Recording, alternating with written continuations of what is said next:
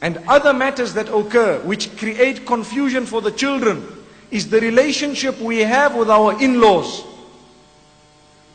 When we have a healthy relationship with our in-laws, then naturally the children will have a healthy relationship with us as well.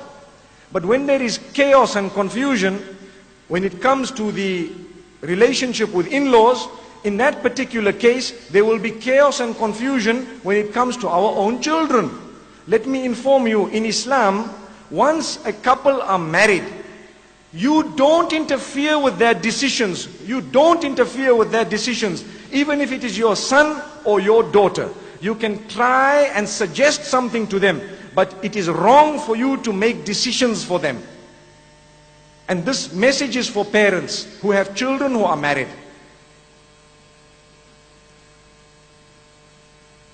Parents who have children who are married need to understand that let them live their lives.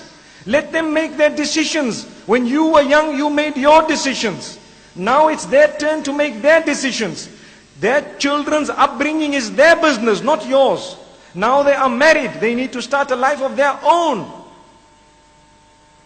Many marriages are suffering great turbulence. A lot of them even break because of interference from parents on both sides. And it's a fact. It really is a fact. Across the globe this is a problem. And we don't understand as Muslims. Take a look at the Prophet ﷺ. He never ever interfered. He never ever interfered with any of his daughters' husbands. And he never interfered in their lives, not even once. I want to give you one true example of Abu Bakr Siddiq radiallahu anhu. You know his daughter was Aisha radiallahu anha. She was married to the Prophet sallallahu alaihi wasallam.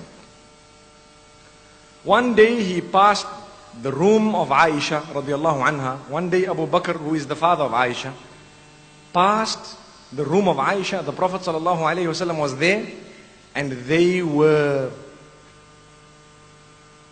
Aisha radiallahu anha had raised her voice, and it sounded like it was like a discussion with a debate. It sounded like that. And Abu Bakr Siddiq radiallahu anhu, he knocked the door. He was allowed to go in. He was permitted to go in. He went in. He did not ask questions.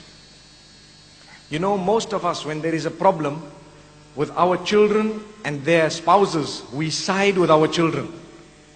Some people say, my daughter is right, always. You are wrong. And some people say, my son is right. You are wrong. Abu Bakr Siddiq radiallahu anhu did not ask questions. He didn't even know what was happening. He thought there is a debate going on here. My daughter is being disrespectful. He went in and he admonished her. He admonished her. He admonished her to the degree that she began to weep. Then he went away. Few minutes later, he was passing the same room and he heard them laughing. He heard them laughing. So he knocked the door and he says, Ashrikani, this is the Arabic term, fi silmikuma. Can you allow me to take part in your peace in the same way you made me take part in your war a few minutes ago? Moments ago I came in and I took part in your war, which means the term war is used, but it was not a war, meaning when there was a problem, I came in. Now when you people are happy, can I come in again? And the Prophet ﷺ began to laugh, and he explained to him, look, there was no problem at all. You overreacted. There was no problem at all. But why I'm mentioning this is, if we are to interfere, it should only be to rectify our side. That's the interference. To rectify, to admonish, to be strict. But we cannot begin to make decisions for others. You know, many women complain that sometimes our in-laws don't allow us to be mothers. What does that mean? I'm talking about my part of the world. But I'm sure even in Sri Lanka, everyone has 5 fingers, isn't it? So we've got the same problems.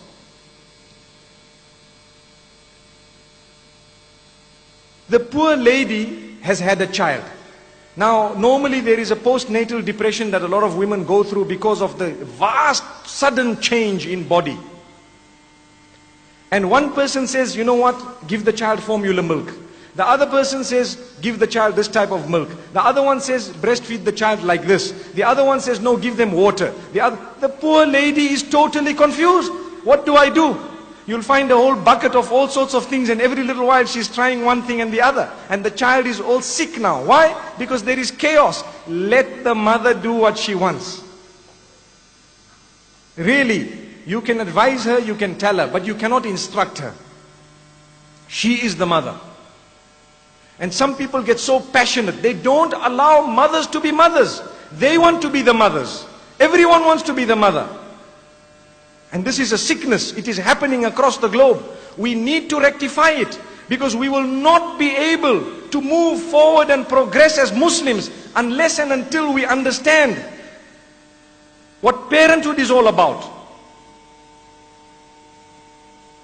Imagine I have to interfere in my grandchildren every time, and that trend continues for generations and generations. So rather the grandparents decide that we are now the parents, finished. We can change the terminology and call parents grandparents and grandparents parents. With all due respect to grandparents. Then there is another problem, and that is the sandwich that a lot of men are put into. Why? Because on one hand you have your parents. Those are your parents. You are the child. And on the other hand you have your wife and your children. Now, where to go? Because now there is a discrepancy between the two. Should I listen to my parents or should I listen to my wife? You are now a parent yourself. Your parents have a position which will never ever drop in Islam. They have a very high, lofty position. But where they are reasonable, you will listen to what they say. Where they are not reasonable, you will explain to them like a man. To say that, do you know what? Thank you very much. I really appreciate your advice and so on. Even if you don't want to tell them, you know, I'm not going to accept what you're saying. Don't say that. Tell them, no, I understand, I appreciate, I've heard what you said, and you know, Jazakumullah, thank you very much for your advice and so on. But where they are unreasonable, you do not have to take it. You only take that which is reasonable. Sometimes some people say, look, you know what? And this is a fact. My mother comes first because paradise lies under her feet. I agree. Your mother definitely does come first. But if the paradise is there in the first place, some mothers have hell beneath their feet. May Allah protect us. What this means is, if her life is un-Islamic, what paradise do you want under her feet?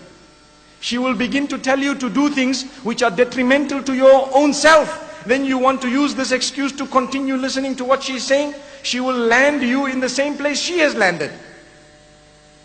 So paradise beneath the feet is correct only when we ensure that whatever we are saying or doing is within the limits of Islam. And what I am telling you this evening is connected to Islam. We are Muslims. Many people have so many problems. You know, today we are speaking about parent-child relation. Are you seeing how I have brought into the topic how parents themselves are children of others? So the parent-child relation can go through for a few generations sometimes. If you have a great-grandparent who's alive, then there is a parent-child, parent-child, parent-child relation of 3 generations. Where do you draw the line? You need to give the freedom to those who are married to live their lives according to what they feel is correct, on condition that it is within the Islamic limits. The minute they decide we don't want to read Salah, you tackle them. The minute they decide we don't want to dress Islamically, you tackle them. You can interfere. The minute they decide we don't want to read the Quran and the Sunnah, you tackle them. You can interfere. But whether or not they want to eat out or in is not your business. They go out, let them go. Be happy for them. Be happy for them. If they decide we want to go on a holiday to Hawaii, let them go on holiday. Be happy for them. If they decide, for example, that we would like to go out maybe for a lecture of this nature, we can't say, look, there will be no one at home, so you sit, I am going. Would that be fair? Well, it depends obviously on the situation in the house. In Islam, we are taught that rather the person who's talking stays. So, we have so many issues in the Sharia that are discussed, which are relevant to my life and yours, if only we knew.